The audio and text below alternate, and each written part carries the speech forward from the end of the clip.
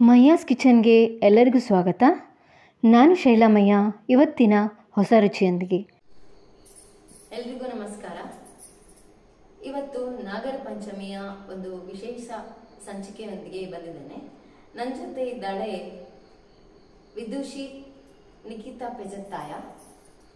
ಅವಳು ಪ್ರಸ್ತುತ ಈಗ ಪೂರ್ಣಪ್ರಜ್ಞಾ ಕಾಲೇಜಿನಲ್ಲಿ ಸಂಸ್ಕೃತ ಉಪನ್ಯಾಸಿಕೆಯಾಗಿ ಕೆಲಸ ಮಾಡ್ತಾ ಇದ್ದಾಳೆ. ಅವಳು ವೇದಾಂತದಲ್ಲಿ ವಿದ್ವತ್ತನ್ನು ಕೂಡ ಮಾಡಿದ್ದಾಳೆ. ಅವಳಿಂದ ನಾವು ಇವತ್ತು ಈ ನಾಗರ ಪಂಚಮಿಯ ಅದರ ಆಚರಣೆಯನ್ನು ಯಾವ ರೀತಿಯಾಗಿ ಮಾಡ್ಬೋದು ಅಂತ ನಾವು ನಿಖಿತಾ ಅವಳಿಂದಲೇ ತಿಳ್ಕೊಳ್ಳೋಣ. ಬನ್ನಿ ನಿಖಿತಾ ಅವರೇ, ಈಗ ನಮ್ಮ ತುಳುನಾಡಿನಲ್ಲಿ ನಾಗರ ಪಂಚಮಿ ಅಂದರೆ ತುಂಬಾನೇ ವಿಶೇಷ. ಆದರೆ ಕೆಲವು ಕಡೆಯಲ್ಲಿ ಒಬ್ಬೊಬ್ರು ಒಂದೊಂದು ಥರ ಆಚರಣೆ ಕೂಡ ಇದೆ. ಈಗ ನಾವು ನಮ್ಮ ಈ ತುಳುನಾಡಿನಲ್ಲಿ ಈಗ ಉಡುಪಿ ಕ್ಷೇತ್ರದಲ್ಲಿ ಅಂತಲೇ ಹೇಳ್ಬೋದು. ಅಲ್ಲಿ ನಾವು ಯಾವ ತರ ನಾವು ಈಗ ಆಚರಣೆಯನ್ನು ಮಾಡ್ತೇವೆ ಅಂತ. ಸರಿ, ಮೊದಲಿಗೆ ಇದು ಭಗವದ್ಗೀತೆಯ 10ನೇ ಅಧ್ಯಾಯದಲ್ಲಿ ಕೃಷ್ಣ ಹೇಳ್ತಾನೆ, ಅನಂತಶ್ಚಾಸ್ಮಿ ನಾಗಾನಾಂ ಅಂತ ಹೇಳ್ತಾನೆ. ಆಮೇಲೆ ಸರ್ಪಾಣಾಂ ಅಸ್ಮಿ ವಾಸುಕಿ, ಸೇನಾನೀನಾಂ ಅಹಂ ಸ್ಕಂದಃ ಅಂತ ಹೀಗೆ ಬೇರೆ ಬೇರೆ ರೀತಿಯಾಗಿ ಹೇಳ್ತಾನೆ. ಏನ್ ಇದರಿಂದ ತಿಳಿತದೆ ಅಂತ ಹೇಳಿದ್ರೆ, 10ನೇ ಅಧ್ಯಾಯವೇ ವಿಭೂತಿ ಯೋಗ ಅಂತ. ಅಂದ್ರೆ ನಮ್ಗೀಗ ಬೇರೆ ಬೇರೆ ಒಂದು ಅಂದ್ರೆ ಬೇರೆ ಬೇರೆ ವ್ಯಕ್ತಿಗಳಲ್ಲಿ ಒಂದೊಂದು ಗುಣಗಳಿರ್ಬೋದು. ಈಗ ಫಾರ್ ಎಕ್ಸಾಂಪಲ್ ತುಂಬಾ ಲೀಡರ್ಶಿಪ್ ಕ್ವಾಲಿಟೀಸ್ ಇರ್ತದೆ ಕೆಲವರಲ್ಲಿ. ಅದನ್ನ ನೋಡುವಾಗ ಹೀಗೆ ಇರ್ತದಲ್ಲ ಅಂತ ನಮ್ಗೆ ಹೊಗಳಿಕೆ, ಅಂದ್ರೆ ಅದು ತುಂಬಾ ಶ್ರೇಷ್ಠ ಅಂತ ಫೀಲ್ ಆಗ್ತದೆ. ಸೊ ಅದು ಹೇಗೆ ಅವರಲ್ಲಿ ಆ ಗುಣ ಬಂದಿರ್ತದೆ ಅಂತ ಹೇಳಿದ್ರೆ, ಅಂದ್ರೆ ಆ ಪ್ಲೇಸ್ ಅಲ್ಲಿ ಭಗವಂತನ ವಿಶೇಷ ವಿಭೂತಿ ರೂಪ ಇರ್ತದೆ, ಆದ್ರಿಂದ ಅಲ್ಲಿ ಅಷ್ಟು ವ್ಯಾಲ್ಯೂ ಬರ್ತದೆ ಅಂತ. ಹಾಗಾಗಿ ಅನಂತಶ್ಚಾಸ್ಮಿ ನಾಗಾನಾಮ್ ಅಂತ ಹೇಳಿದ್ರೆ, ನಾಗಗಳಲ್ಲಿ ನಾನು ಅನಂತ, ಅಂದ್ರೆ ಇದ್ರದಲ್ಲಿ ಶ್ರೇಷ್ಠ ಅನಂತ, ಆದ್ರಿಂದ ಅನಂತನು ನಾನೇ ಅಂತ. ಇನ್ನು ಸರ್ಪಾಣಾಂ ಅಸ್ಮಿ ವಾಸುಕಿ, ನೆಕ್ಸ್ಟ್ ವಾಸುಕಿ, ಸರ್ಪಗಳಲ್ಲಿ ನಾನು ವಾಸುಕಿ, ಸೇನಾನೀನಾಮ್ ಸೇನಾಧಿಪತಿಗಳಲ್ಲಿ ನಾನು ಸ್ಕಂದ ಅಂತ ಹೀಗೆ ಹೇಳ್ತಾನೆ. ಹಾಗಾಗಿ ಸ್ಕಂದ ಅಂತ ಬಂತು, ನಾಗ ಅಂತ ಬಂತು, ಸರ್ಪ ಅಂತ ಬಂತು, ಅನಂತ, ವಾಸುಕಿ ಇವರೆಲ್ಲ ಯಾರು ಅಂತ. ನಾವೀಗ ನಾಗರ ಪಂಚಮಿ ಅಂತ ಹೇಳಿದ್ರೆ ಸುಬ್ರಹ್ಮಣ್ಯ ಗುಡಿಗೂ ಹೋಗ್ತೀವಿ, ನಾಗಗಳಿಗೂ ನಾಗಗಳ ಆರಾಧನೆ ಮಾಡ್ಲಿಕ್ಕೂ ಹೋಗ್ತೀವಿ. ಅನಂತ, ವಾಸುಕಿ ಇವೆಲ್ಲ ಕೇಳಿ ಬರುವಂತಹ ಶಬ್ದಗಳು. ಹಾಗಾಗಿ ಯಾರವರು ಡಿಫ್ರೆಂಟಾ, ಒಂದೇ ಪರ್ಸನಾ, ಏನಿದು ಅಂತ ಒಂದು ಸಂಶಯ ಇರ್ತದೆ. ಸುಬ್ರಹ್ಮಣ್ಯ ಅಂದ್ರೆ ಕದ್ರು ಅಂತ ಕಶ್ಯಪರ ಹೆಂಡತಿ. ಕಶ್ಯಪರಿಗೆ ತುಂಬಾ ಜನ ಹೆಂಡತಿಯರು. ಅವರಲ್ಲಿ ಕದ್ರು ಅವಳಿಂದ ಸರ್ಪಗಳ ಸಂತಾನ ಮುಂದುವರೆದಿತ್ತು. ಹಾಗಾಗಿ ಎಲ್ಲ ಸರ್ಪಗಳಿಗೆ ತಾಯಿ ಕದ್ರು. ಆ ಸರ್ಪಗಳಿಗೆ ಏನಾಗ್ತದೆ ಅಂತ ಹೇಳಿದ್ರೆ, ಇದ್ರದಲ್ಲಿ ದೊಡ್ಡವರು ಮತ್ತೆ ಶ್ರೇಷ್ಠರಾದವರು ಅನಂತ.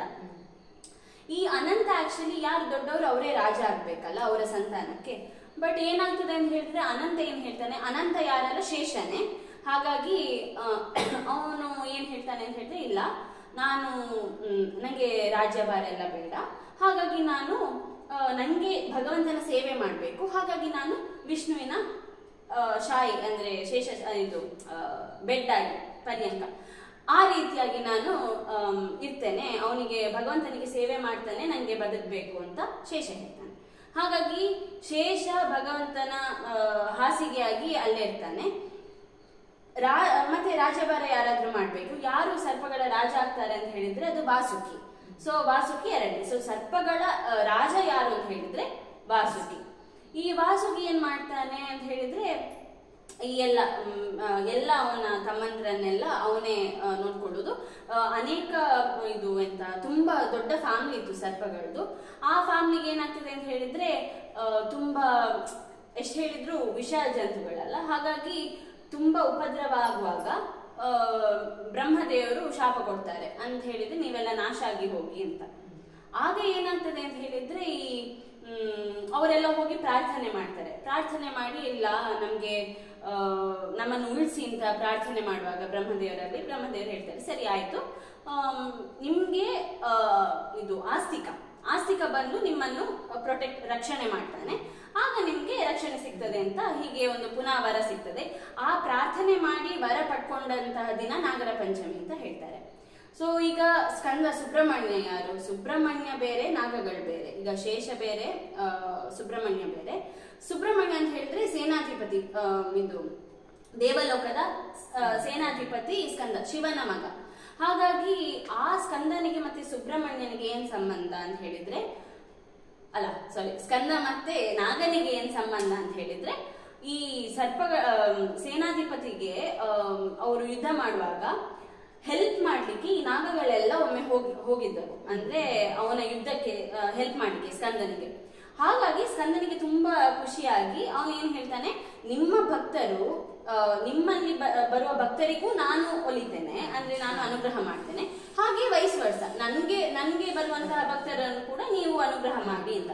ಸೊ ಸೇಮ್ ಪರ್ಸನ್ ಅಲ್ಲ, ಆದ್ರೆ ಅವರ ಭಕ್ತರನ್ನು ಪರಸ್ಪರ ಅವರವರು ಅನುಗ್ರಹ ಮಾಡ್ತಾರೆ ಅಂತ ಈ ರೀತಿಯಾಗಿ ಒಂದು ವರ ಪಡ್ಕೊಂಡಿದ್ದಾರೆ, ಅಂದ್ರೆ ಪರಸ್ಪರ ಒಂದು ಅವರ ಒಪ್ಪಿಗೆ. ಹಾಗಾಗಿ ಏನಾಗ್ತದೆ, ಸುಬ್ರಹ್ಮಣ್ಯ ಗುಡಿಗೂ ಹೋಗುದು, ಸ್ಕಂದ, ಸುಬ್ರಹ್ಮಣ್ಯ, ನಾಗ ಎಲ್ಲ ಒಂದೇ ಅಂತ ನಮ್ಗೆ ಫೀಲ್ ಆಗ್ತದೆ. ಬಟ್ ಆಕ್ಚುಲಿ ಬೇರೆ ಬೇರೆ. ಸುಬ್ರಹ್ಮಣ್ಯನ, ಸ್ಕಂದನ ಅಂತರ್ಯಾಮಿ ಪ್ರದ್ಯುಮ್ನ ರೂಪಿ ಪರಮಾತ್ಮ, ಇವನು ಶೇಷನ, ಅನಂತನ ಅಂತರ್ಯಾಮಿ ಸಂಕರ್ಷಣ ಅಂತ. ಸೊ ಈ ನಾಗರ ಪಂಚಮಿ ದಿನ ಏನಾಗಿರ್ತದೆ ಅಂತ ಹೇಳಿದ್ರೆ, ಎಲ್ಲಾ ಕಡೆಯಲ್ಲಿ, ಇಡೀ ಭೂಮಿಯಲ್ಲಿ ಆ ದಿನ ಈ ಭಗವಂತ ಸಂಕರ್ಷಣ ರೂಪಿಯಲ್ಲಿ ತುಂಬಾ ಶಕ್ತಿ ಎಲ್ಲಾ ಕಡೆಯಲ್ಲಿ ಭೂಮಿಯಲ್ಲಿ ಹರಡಿರ್ತದೆ. ಅಂದ್ರೆ ಹಾಗಾಗಿ ನಾಗನ ಶಕ್ತಿ ಎಲ್ಲಾ ಭೂಮಿಯಲ್ಲಿ ಇಡೀ ಕಡೆ ಆ ಸನ್ನಿಧಾನ, ನಾಗನ ಸನ್ನಿಧಾನ ಇಡೀ ಭೂಮಿಯಲ್ಲಿ ಹರಡಿರ್ತದೆ ಆ ದಿನ. ಹಾಗಾಗಿ ಅವರ ವಿಶೇಷ ಆರಾಧನೆಯನ್ನು ಮಾಡುವಂಥದ್ದು. ಇನ್ನು ನಾಗಗಳಲ್ಲಿ ಏನು ಆರಾಧನೆ, ಅಂದ್ರೆ ಏನ್ ಚಿಂತನೆ ಮಾಡಿ ಆರಾಧನೆ ಮಾಡ್ಬೇಕು ಅಂತೆಲ್ಲ ನೋಡುವ. ನಾಗರ ಪಂಚಮಿ ದಿನ ಸರಿ ಹೀಗೆ ವಿಶೇಷ ಸನ್ನಿಧಾನ ಎಲ್ಲ ಕಡೆಯಲ್ಲಿ ಇರ್ತದೆ ಅಂತ ತಿಳಿತು.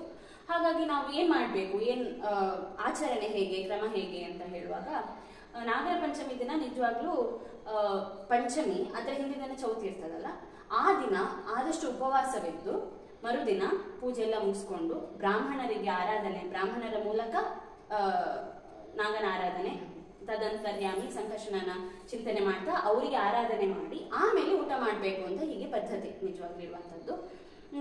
ಈ ರೀತಿ ಆಗಿ ಮಾಡಿದ್ರೆ ಶ್ರೇಷ್ಠ ಅಂತ. ಇನ್ನು ಬೇರೆ ಬೇರೆ ಕಡೆಯಲ್ಲಿ ಬೇರೆ ಬೇರೆ ರೀತಿಯಲ್ಲಿ ಆರಾಧನೆ ಮಾಡ್ತಾರೆ. ಈಗ ದ್ವಾರದ ಬಾಗಿಲಿನ ಎರಡು ಕಡೆಯಲ್ಲಿ ನಾಗನ ಚಿತ್ರವನ್ನು ಬಿಡಿಸಿ ಆಮೇಲೆ ಅದಕ್ಕೆ ಆರಾಧನೆ ಪೂಜೆ ಮಾಡುವಂತದ್ದು ಒಂದು ಪದ್ಧತಿ. ಇಲ್ಲಿ ನಮ್ಮ ಕಡೆಯಲ್ಲಿ ತುಳುನಾಡಿನ ಈ ಪರಶುರಾಮ ಕ್ಷೇತ್ರದಲ್ಲಿ ಏನಂತ ಹೇಳಿದ್ರೆ, ಶಿಲಾ ಅಂದ್ರೆ ಕಲ್ಲಿನ ಪ್ರತಿಮೆಯಲ್ಲಿ ಆರಾಧನೆ ಮಾಡುವಂತದ್ದು ಹೆಚ್ಚಾಗಿ. ಹಾಗಾಗಿ ಹಾಲನ್ನು ಮತ್ತೆ ಶಾಲಿಗ್ರಾಮಕ್ಕೆ ಅಭಿಷೇಕ ಮಾಡಿದ ತೀರ್ಥವನ್ನು ಎಲ್ಲ ತಗೊಂಡು ಹೋಗಿ ಎಲ್ಲಿ ನಾಗನ ಕಲ್ಲು ಪ್ರತಿಷ್ಠೆ ಮಾಡಿದ್ದಾರೋ ಅಲ್ಲಿ ಹೋಗಿ ಅಭಿಷೇಕ ಮಾಡುವಂತದ್ದು. ಆಮೇಲೆ ಅರಿಶಿನ, ಪಿಂಗಾರ, ಈ ಎಲ್ಲವನ್ನು ಗುಂಡ, ಅಂದ್ರೆ ನಾಗಗಳಿಗೆ ತಂಪಾದ್ರೆ ಒಳ್ಳೇದು, ಬಿಸಿ ಆಗುವ ಹಾಗೆ, ಉಷ್ಣ ತರುವ ಹಾಗೆ ಯಾವುದನ್ನು ಮಾಡುವಂತದ್ದಲ್ಲ. ಹಾಗಾಗಿ ಯಾವುದೆಲ್ಲ ತಂಪಾಗ್ತದೆ ಅದೇ ನಾಗನಿಗೆ ಯಾವತ್ತೂ ಸಮರ್ಪಣೆ. ಈಗ ಹಾಲೆಲ್ಲ ತಂಪು, ಹಾಗಾಗಿ ಅದನ್ನು ಅಭಿಷೇಕ ಮಾಡಿ ಹೀಗೆ ಈ ಪ್ರದೇಶದಲ್ಲಿ ಹೀಗೆ ಆರಾಧನೆ ಮಾಡಿ ಕ್ರಮ. ಆಮೇಲೆ ನಮ್ಗೆ ಅದೇ ಇದು ನಮ್ಮ ಮನೆಗಳಲ್ಲಿ ನಾವು ಈಗ ದೋಸೆ ಅಚ್ಚುನಿ ಅಂತ ಶಬ್ದ ಬರುವಂತದೆಲ್ಲ ಮಾಡಿಲ್ಲ. ಮತ್ತೆ ಒಗ್ಗರಣೆ, ಸಾಸಿವೆ ಅದೆಲ್ಲ ಹಾಕ್ಲಿಕ್ಕೆ, ಸಾಸಿವೆ ಅದೇ ಅದು ನಾಗನ ಕಣ್ಣಿಗೆ ಹೋಲಿಕೆ ಇದೆ, ಆದ್ರಿಂದ ಯೂಸ್ ಮಾಡುದಿಲ್ಲ. ಮತ್ತೆ ಸರ್ಪರೂಪಿ ಯಾವ್ದಿರ್ತದೋ ಅಥವಾ ಈ ಪಡವಲ್ಕಾಯಿ ಅಂತ ಹೇಳ್ತಾರೆ ಅದೆಲ್ಲ, ಮತ್ತೆ ನೂಲ್ ತರ ಇರುವ ಶಾವಿಗೆ ಇದನ್ನೆಲ್ಲ ನಾವು ಆ ದಿನ ಮಾಡ್ಲಿಕ್ಕಿಲ್ಲ ಅಂತ. ಆಮೇಲೆ ಇನ್ನೊಂದು ಅದೇ ಇದು ಕಬ್ಬಿಣದ್ದು ಕಾವಲಿ, ಅದನ್ನೆಲ್ಲ ನಾವು ಬಿಸಿ ಮಾಡುದಿಲ್ಲ. ಯಾಕೆ ಬಿಸಿ ಮಾಡ್ಲಿಕ್ಕೆ ಇಲ್ಲ. ಆಕ್ಚುಲಿ ಏನಂತ ಹೇಳಿದ್ರೆ ಆವತ್ತು ಹಬೇಲಿ ಬೇವುದೆಲ್ಲ ಬೇಯಿಸಬಹುದು, ಎಣ್ಣೆ ಹಾಕಿ ಬಿಸಿ ಮಾಡುವಂತದ್ದು ಯಾವ್ದನ್ನು ಮಾಡಬಾರ್ದು. ನಿಜವಾಗ್ಲೂ ಅದು ಆದಷ್ಟು ಬಿಸಿ ಮಾಡೋದು ಯಾವ್ದು ಇಲ್ಲ ಅಂತ ಹೇಳಿದ್ರೆ ಎಲ್ಲ ಹಸಿ ಊಟ ಮಾಡ್ಬೇಕು ಅಂತ ಇರೋದು ಆಕ್ಚುಲಿ. ಅಂದ್ರೆ ಆದಷ್ಟು ಎಲ್ಲವನ್ನು ಹಸಿಯಾಗಿ ತಿನ್ಬೇಕು ಅಂತ, ಅದಕ್ಕೆ ತಂಬಿಟ್ಟು ಇದನ್ನೆಲ್ಲ ಮಾಡ್ತಾರೆ. ಆಮೇಲೆ ಆ ದಿವಸದ ವಿಶೇಷ ಅಂದ್ರೆ ಹಾಲ್ಬಾಯಿ ಮಾಡಿ ತಿನ್ನೋದು. ಹೌದು. ಮತ್ತೆ ಇದು ಸಹ ಚಾತುರ್ಮಾಸದಲ್ಲೇ ಬರುವಂತದ್ದು. ಆದ್ದರಿಂದ ಚಾತುರ್ಮಾಸ ವ್ರತದಲ್ಲಿ ಯಾವುದು ವಿಹಿತವೋ ಅದನ್ನು ಮಾತ್ರ ನಾವು ಸಮರ್ಪಣೆ ಮಾಡ್ಲಿಕ್ಕೆ ಆಗ್ತದೆ. ಬಿಕಾಸ್ ಭಗವಂತನಿಗೆ ಸಮರ್ಪಣೆ ಮಾಡ್ಬೇಕು ಅಂತ ಹೇಳಿದ್ರೆ ಅದು ವ್ರತದ್ದೇ ಆಗಿರ್ಬೇಕು. ಹಾಗಾಗಿ ಈರೆಡ್ ಎಲ್ಲ ಮಾಡ್ತಾರೆ, ಅದು ಬರುದಿಲ್ಲ ಚಾತುರ್ಮಾಸದಲ್ಲಿ ಬರುದಿಲ್ಲ. ಹಾಗಾಗಿ ಪ್ರತಿ ಸಲನು ನಾಗರ ಪಂಚಮಿ ಚಾತುರ್ಮಾಸದಲ್ಲೇ ಬರ್ತದೆ, ಆದ್ರಿಂದ ಅದು ಬರುದೇ ಇಲ್ಲ. ಹಾಗಾಗಿ ಅದನ್ನು ಬಿಟ್ಟು ವ್ರತದಲ್ಲಿ ನಮ್ಗೆ ಏನ್ ಮಾಡ್ಲಿಕ್ಕೆ ಆಗ್ತದೆ ಅದು ಯಾವುದು ಹಸಿ ಹಸಿ ಇರ್ತದೆ ಹೆಚ್ಚಾಗಿ ಅದನ್ನು, ಅಥವಾ ನೀವು ಹೇಳಿದ ಹಾಗೆ ಹಬೆಯಲ್ಲಿ ಬೇಯಿಸಿದ್ದು ಆದಷ್ಟು ಇದು ಮಾಡಿ, ಅಂದ್ರೆ ಆದಷ್ಟು ಬಿಸಿ ಇದು ಮಾಡಬಾರ್ದು ಅಂತ. ಹಾಗಾಗಿ ಇದು ಆಹಾರದ ಅಥವಾ ಸಮರ್ಪಣೆಯ ಒಂದು ಕ್ರಮ. ಹೀಗೆ ಒಂದೊಂದು ಕಡೆಯಲ್ಲಿ ಒಂದೊಂದು ರೀತಿಯಲ್ಲಿ ಶಿಲೆಗಳಲ್ಲಿ ರಂಗೋಲಿ ಹಾಕಿ ಅಥವಾ ಅದೇ ಚಿತ್ರ ಬಿಡಿಸಿ ಹೀಗೆ ಆರಾಧನೆಯನ್ನು ಮಾಡ್ತಾರೆ. ಇಲ್ಲಿ ಉಡುಪಿಯಲ್ಲಿ ಸಹ ಸುಬ್ರಹ್ಮಣ್ಯ ಗುಡಿ ಅಂತ ಕರೀತೇವೆ, ಆಕ್ಚುಲಿ ನಾಗನ ಗುಡಿ. ಆ ಗುಡಿಯಲ್ಲಿ ನಿಜವಾಗ್ಲೂ ತುಂಬಾ ನಾಗನ ಸನ್ನಿಧಾನ. ಯಾಕೆಂತ ಹೇಳಿದ್ರೆ ಈ ತಕ್ಷಕ ಅಂತ ಇನ್ನೊಂದು ನಾಗನ ಒಂದು ಫ್ಯಾಮಿಲಿ ಅಂದ್ರೆ ಕೂಟ. ಹಾಗಾಗಿ ತಕ್ಷಕನ ಬಿಲ ಅಥವಾ ಅವನ ಮೂಲ ಇರುವುದೇ ಈ ಗುಡಿಯಲ್ಲಿ, ಉಡುಪಿಯ ಗುಡಿಯಲ್ಲಿ. ಸೊ ಕುಕ್ಕೆಗೆ ಹೇಗೆ ಒಂದು ಕೂಟಕ್ಕೆ ಅದು ಮೂಲವಾಗಿದ್ದು ಇನ್ನೊಂದು ಕೂಟಕ್ಕೆ ಇಲ್ಲಿ ಮೂಲ ಇದೆ. ಹಾಗಾಗಿ ತಕ್ಷಕನ ಬಿಲ ಇಲ್ಲಿ ಇರುವಂತದ್ದು. ಮತ್ತೆ ವಾದಿರಾಜರು ನಾಗನ ಪ್ರತಿಷ್ಠೆಯನ್ನು ಮಾಡಿದ್ರು. ಅದು ನಿಧಿಯನ್ನು ರಕ್ಷಣೆ ಮಾಡ್ಲಿಕ್ಕೆ ಸಹ ನಾಗನೇ ನಿಧಿಯನ್ನು ರಕ್ಷಣೆ ಮಾಡುದು. ಎಲ್ಲ ನಾವು ಈ ಹಳೆಯ ದೇವಸ್ಥಾನಗಳಲ್ಲೆಲ್ಲ ನೋಡಿದ್ರೆ ಈ ನಿಧಿಗಳೆಲ್ಲ ಇರುವಂತದ್ದು ಹೊರಗೆ ನಾಗ, ಅಂದ್ರೆ ಅವ್ರು ಯಾರಾದ್ರೂ ಬೇಡಾದವರು ಹೋಗಿ ನಿಧಿ ಕದಿಲಿಕ್ಕೆಲ್ಲ ನೋಡಿದ್ರೆ, ಸಂಪತ್ತನ್ನು ಕದಿಲಿಕ್ಕೆ ಹೋದ್ರೆ ಆಗ ನಾಗ ಕಾಣಿಸುವಂತದ್ದೆಲ್ಲ ಸಹಜವಾಗಿ ನಾವು ಕೇಳಿದ್ದೇವೆ. ಹಾಗಾಗಿ ಸಂಪತ್ತನ್ನು ಯಾವತ್ತು ರಕ್ಷಣೆ ಮಾಡುದು ನಾಗದೇವರು ಮಾಡ್ತಾ ಇರ್ತಾರೆ ಅಂತ. ಇನ್ನು ಮಕ್ಕಳಿಲ್ಲದವರು ಕೂಡ ನಾಗನ ಆರಾಧನೆಯನ್ನು ಮಾಡಿ ಹೆಚ್ಚಾಗಿ ನಾಗ ದೋಷ ಬಂದು ಮಕ್ಕಳಾಗದೇ ಇರುವಂತದ್ದೆಲ್ಲ ಕಾಣ್ತೇವೆ. ಹಾಗಾಗಿ ಅದು ಸಹ ನಾಗನ ಆರಾಧನೆಯಿಂದ ಪುತ್ರನ ಅಂದ್ರೆ ಮಕ್ಕಳ ಪ್ರಾಪ್ತಿ ಆಗ್ತದೆ ಅಂತ ಹೇಳ್ತಾರೆ. ಹಾಗಾಗಿ ಸಂಪತ್ತು, ಪುತ್ರ ಪ್ರಾಪ್ತಿ. ಇನ್ನು ನಾಗದೋಷ ಬರ್ಲಿಕ್ಕೆ ಇನ್ನು ಬೇರೆ ಕಾರಣಗಳು ಸಹ ಇದೆ. ಮುಟ್ಟಾಗುವಾಗ ನಾವು ಮೈಲಿಗೆ ಆದ್ರೆ ರಜಸ್ವಲೆ ಆಗಿರುವಾಗ ಅವಾಗ ನಾವು ಆ ಜಾಗಕ್ಕೆ ಹೋಗ್ಲಿಕ್ಕಿಲ್ಲ ಅಂತ ಎಲ್ಲಾರು ಅಕಸ್ಮಾತ್ ಗೊತ್ತಿಲ್ಲದೆ ಹೋಗಿದ್ರೆ ಅದಕ್ಕೆ ಪರಿಹಾರವಾಗಿ ನಾವು ಕೆಲವೆಲ್ಲ ಉಪವಾಸಗಳನ್ನೆಲ್ಲ ಮಾಡಿ ಸರಿ ಮಾಡ್ಕೊಳ್ಬಹುದು ಅಂತ ಒಂದಿದೆ. ಉಪ್ಪು ಖಾರ ಎಲ್ಲ ಇಲ್ಲದೆ ಆಹಾರವನ್ನು ತಗೊಂಡ್ರೆ ನಾವು ಮಾಡಿದ ಪಾಪಗಳು ಅಂದ್ರೆ ಗೊತ್ತಿಲ್ಲದೆ ಮಾಡಿದವುಗಳನ್ನೆಲ್ಲ ನಾವು ಪರಿಹಾರ ಮಾಡ್ಕೊಳ್ಬಹುದು. ಈ ರಜಸ್ವಲ ಟೈಮ್ ಇದ್ದು ತುಂಬಾ ಇಂಪಾರ್ಟೆಂಟ್. ಆಕ್ಚುಲಿ ಮುಟ್ಟಾಗಿರುವಾಗ ಸಪರೇಟ್ ಆಗಿ ಕೂತ್ಕೊಳ್ಳುವಂತದ್ದು. ನಮ್ಗೆ ಗೊತ್ತಿಲ್ಲದೆ ಅಂದ್ರೆ ಸಪರೇಟ್ ಯಾರನ್ನು ಮುಟ್ಟದೆ ಹೇಗೆ 3 ದಿನ ಕೂತ್ಕೊಂಡಿರ್ತೀವಿ. ಆಗ ಸಹ ನಾವು ತಪ್ಪಿ ಏನಾದ್ರೂ ಬಟ್ಟೆ ಮುಟ್ಟಿದ್ವಿ ಅಥವಾ ಎಲ್ಲಾದ್ರೂ ಮೈಲಿಗೆ ಆಯ್ತು, ಈ ರೀತಿಯಾಗಿ ನಾವು ತಪ್ಪು ಮಾಡಿದ್ರಿಂದ ತಿಳಿಯದೆ ಮಾಡಿದ ತಪ್ಪುಗಳಿಗೆ ಪ್ರಾಯಶ್ಚಿತ್ತವಾಗಿ ನಾವು ನಾಗರ ಪಂಚಮಿ ದಿನ ಉಪ್ಪು ಖಾರ ಇಲ್ಲದೆ ಊಟ ಮಾಡುವಂತದ್ದು ಒಂದು ಕ್ರಮ ಇದೆ. ಅದು ನಾಗದೋಷನ ಪರಿಹಾರಕ್ಕೆ ಅಂತ. ಯಾಕೆಂತ ಹೇಳಿದ್ರೆ ಎಲ್ಲಿ ಅದೇ ನಾಗ ಬೀದಿಗಳು ಇತ್ಯಾದಿಗಳಲ್ಲಿ ನಾವು ಸಂಚಾರ ಆಚೆಚೆ ಮಾಡ್ತಾ ಇರ್ತೀವಿ. ಎಷ್ಟೋ ಸಲ ನಮ್ಗೆ ಗೊತ್ತಿರುವುದಿಲ್ಲ ನಾಗ ಬೀದಿ ಅಂತ. ಹಾಗಾಗಿ ನಾವು ಮುಟ್ಟಾಗಿರುವಾಗ ನಾವು ಆಚೆಚೆ ಹೋದ್ರೆ ಸಪೋಸ್ ಆಗ ಮೈಲಿಗೆ ಆದ್ರೆ ಮನೆ ಮುಂದೆ ಎಲ್ಲ ಕಾಣಿಸಿಕೊಳ್ತಾನೆ ನಾಗ. ಹಾಗಾಗಿ ಅದು ಹೇಗೆ ಅಂತ ನಮ್ಗೆ ಅಂದ್ರೆ ಏನು ತಪ್ಪು ಅಂತ ತಿಳಿಯುವಾಗ ಅದು ಹೆಚ್ಚಾಗಿ ಈ ಸ್ತ್ರೀಯರಿಗೆ ಸಂಬಂಧಪಟ್ಟಂತಹ ದೋಷ ಅಂತ ಕಂಡು ಬರ್ತದೆ. ಹಾಗಾಗಿ ಆ ದೋಷದ ಪರಿಹಾರಕ್ಕೋಸ್ಕರ ಆ ರೀತಿಯಾಗಿ ಉಪವಾಸ ಮಾಡ್ತಾರೆ. ಮತ್ತೆ ಮಾಮೂಲಾಗಿಯೂ ಅಂತಹ ದೋಷಗಳು ಬರದೇ ಇರುವ ಹಾಗೆ ಈ ರೀತಿಯಾಗಿ ಕ್ರಮವನ್ನು ಮುಂಚೆನೆ ಅದನ್ನು ಫಾಲೋ ಮಾಡುವುದು ಯಾವುದು ಕೂಡ ಉತ್ತಮ ಅಂತ. 3 ದಿನ ಯಾವುದನ್ನು ಮುಟ್ಟದೆ ಕೂತ್ಕೊಳ್ಳುವಂಥದ್ದು. ಯಾಕೆಂತ ಹೇಳಿದ್ರೆ ಇಲ್ಲದಿದ್ರೆ ನಾವು ಬೇರೆ ಬಟ್ಟೆ ಮುಟ್ತೀವಿ. ಈಗ ಆ ಬಟ್ಟೆ ಸಪೋಸ್ ಮುಟ್ಟಿದ್ರೆ ಆ ಬಟ್ಟೆಯನ್ನು ಹಾಕೊಂಡು ನಾವು ಪುನಃ ದೇವಸ್ಥಾನಕ್ಕೆಲ್ಲ ಕೆಲವೊಮ್ಮೆ ಹೋಗ್ತೀವಿ. ಹಾಗಾಗಿ ಆ ಬಟ್ಟೆ ಮೈಲಿಗೆ ಆಗಿದೆ, ಅದರಿಂದೇ ನಾವು ಪುನಃ ಹೋಗ್ತೀವಿ. ಹಾಗಾಗಿ ತುಂಬಾ ಈ ದೋಷಗಳಿಗೆ ನಾವು ದಾರಿ ಮಾಡಿ ಕೊಂಡಾಗೆ ಆಗ್ತದೆ. ಹಾಗಾಗಿ ಆದಷ್ಟು ಅದನ್ನು ಅವಾಯ್ಡ್ ಮಾಡುದು ಅಂತ. ಪರಿಹಾರ ಇದೆ ಎಲ್ಲದಕ್ಕೂ. ಅದ್ ಯಾವಾಗ ಅಂತ ಹೇಳಿದ್ರೆ ತಿಳಿಯದೆ ಮಾಡುವಾಗ ಅದನ್ನ ಪರಿಹಾರ ಅಂತ ತಗೊಳ್ಬಹುದು. ತಿಳಿದು ಮಾಡಿ ನಾವು ಪರಿಹಾರ ಮಾಡ್ಕೊಳ್ಳೋದು ಆಗುದಿಲ್ಲ ಅಂತ. ಹಾಗಾಗಿ ಇದು ನಾಗರ ಪಂಚಮಿದ್ದು ಒಂದು ಸಣ್ಣದಾಗಿ ಆಚರಣೆ ಹೇಗೆ ಮಾಡಬಹುದು ಅಂತ. ಈ ರೀತಿಯಾಗಿ ಚೌತಿ ಮತ್ತೆ ಪಂಚಮಿದ್ದು 2 ದಿನದ್ದು ಆಕ್ಚುಲಿ ಇರುವುದು. ಒಂದಿನ ಉಪವಾಸ, ಒಂದಿನ ಇದು ಬ್ರಾಹ್ಮಣ ಆರಾಧನೆ ಎಲ್ಲ ಮಾಡಿ ಅದಕ್ಕೆ ನಾವು ಸಹ ಊಟವನ್ನು ತಗೊಳ್ಳುವಂತದ್ದು. ಪರಶುರಾಮ ಕ್ಷೇತ್ರದಲ್ಲಿ ಇದು ಹೇಗೆ ಬಂತು ಆರಾಧನೆ? ಹೆಚ್ಚಾಗಿ ನಮ್ಮ ಕಡೆಯಲ್ಲಿ ಅಂದ್ರೆ ಈ ಪರಶುರಾಮ ಕ್ಷೇತ್ರದಲ್ಲೇ ನಾಗನ ಆರಾಧನೆ ಜಾಸ್ತಿ. ಯಾಕೆಂತ ಹೇಳಿದ್ರೆ ಪರಶುರಾಮ ದೇವರಿಗೆ ಜಾಗ ಬಿಟ್ಟು ಕೊಟ್ಟಿದ್ದು ನಾಗಗಳು ಅಂತ, ಅವರಿಗೆ ತಪಸ್ಸಿಗೋಸ್ಕರ. ಅದಕ್ಕೋಸ್ಕರ ಅವರೇ ಬಿಟ್ಕೊಟ್ಟಿದ್ದು. ಆ ಭೂಮಿಯಲ್ಲಿ ನಾವಿರುವಾಗ ಅವರಿಗೆ ಋಣಿಗಳಲ್ಲ ನಾವು, ಅವರ ಪ್ಲೇಸ್ ಅನ್ನು ಅವ್ರು ಬಿಟ್ಕೊಟ್ಟಿದ್ದು. ಹಾಗಾಗಿ ನಾವೊಂದು ಕೃತಜ್ಞತೆ ಇರ್ಬೇಕು ನಮ್ಗೆ ಯಾವತ್ತು. ಹಾಗಾಗಿ ಈಗ್ಲೂ ಕೂಡ ಏನಾದ್ರೂ ಆದ್ರೆ ಎಲ್ಲ ಕಾಣಿಸಿಕೊಡುವಂತದ್ದು ನಾಗ ಅಲ್ಲ. ಹಾಗಾಗಿ ಒಂದು ಕೃತಜ್ಞತಾ ರೂಪವಾಗಿ ಯಾವತ್ತೂ ಕೂಡ ಈ ನಾಗನ ಆರಾಧನೆ ಎಂಬುದು ತುಂಬಾ ಮುಖ್ಯವಾಗಿ ನಾವು ಫಾಲೋ ಮಾಡ್ತಾ ಬರ್ತೀವಿ. ಅದು ಒಂದು ಸೆನ್ಸ್ ಆಫ್ ಗ್ರಾಟಿಟ್ಯೂಡ್ ತರ. ಹಾಗಾಗಿ ಈ ರೀತಿಯಾಗಿ ಯಥಾಶಕ್ತಿ ನಾಡಿದ್ದು ನಾಗರ ಪಂಚಮಿ. ನಾಳೆ ಆದಷ್ಟು ಉಪವಾಸ ಮಾಡುದಾದ್ರೆ ಟ್ರೈ ಮಾಡ್ಬೋದು.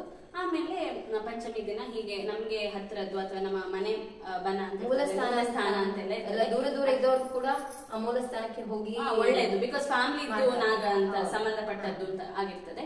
ಹಾಗಾಗಿ ಅಲ್ಲಿಗೆ ಎಂತ ಬೊಂಡ, ಪಿಂಗಾರ, ಅರಿಶಿನ, ಹಾಲು ಇದನ್ನೆಲ್ಲ ಮತ್ತೆ ಸಾಲಿಗ್ರಾಮದ ತೀರ್ಥ ಇದನ್ನೆಲ್ಲ ತಗೊಂಡು ಹೋಗಿ ಆರಾಧನೆಯನ್ನು ಮಾಡಿ, ತದಂತರ್ಗತ ನಾಗನ ಒಳಗಿರುವಂತಹ ಶೇಷನ ಒಳಗಿರುವಂತಹ ಸಂಕರ್ಷಣನಿಗೆ ಪ್ರೀತಿ ಆಗಲಿ ಅಂತ ಅದನ್ನು ಅರ್ಪಿಸುವುದು.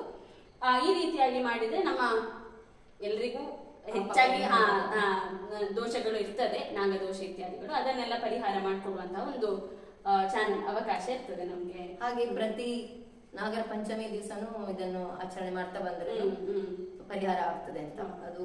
ಅಥವಾ ಶನಿವಾರ ದಿವಸ ಕೂಡ ಮಾಡಿದ್ರೆ ಕೂಡ ತುಂಬಾನೇ ಒಳ್ಳೇದು. ಮಂಗಳವಾರ ದಿವಸ ಸುಬ್ರಹ್ಮಣ್ಯನಿಗೆ, ಶನಿವಾರ ದಿವಸ ನಾಗನಿಗೆ ಆರಾಧನೆ ಮಾಡ್ತಾ ಬಂದ್ರೆ ನಮ್ಮ ಹೆಚ್ಚಿನ ಪಾಪ ಪರಿಹಾರ ಆಗ್ತದೆ ಅಂತ ನಮ್ಮೆಲ್ಲರ ನಂಬಿಕೆ. ಇದರ ಬಗ್ಗೆ ನಿಖಿತಾ ಅವರು ತುಂಬಾ ಚೆನ್ನಾಗಿ ವಿಷಯವನ್ನು ವಿಸ್ತಾರವಾಗಿ ಹೇಳಿದ್ದಾರೆ. ಇದರಲ್ಲಿ ನಮ್ಗೆಲ್ರಿಗೂ ಅನುಕೂಲವಾಗ್ತದೆ ಅಂತ ನಾನು ಭಾವಿಸ್ತಾ ಇದ್ದೇನೆ. ನಿಮ್ಗೆಲ್ರಿಗೂ ತುಂಬಾ ಮಾಹಿತಿ ಸಿಕ್ಕಿದಾಗೆ ಆಯ್ತು. ಇದರಿಂದಾಗಿ ನಾವು ಅವಳಿಗೆ ಕೃತಜ್ಞತೆಯನ್ನು ಅರ್ಪಿಸೋಣ. ಹಾಗೆ ನಾನು ಇನ್ನು ಮುಂದಿನ ದಿನಗಳಲ್ಲಿ ಇಂಥದ್ದೇ ಕೆಲವು ವಿಷಯಗಳೊಂದಿಗೆ ಬರ್ತೇನೆ.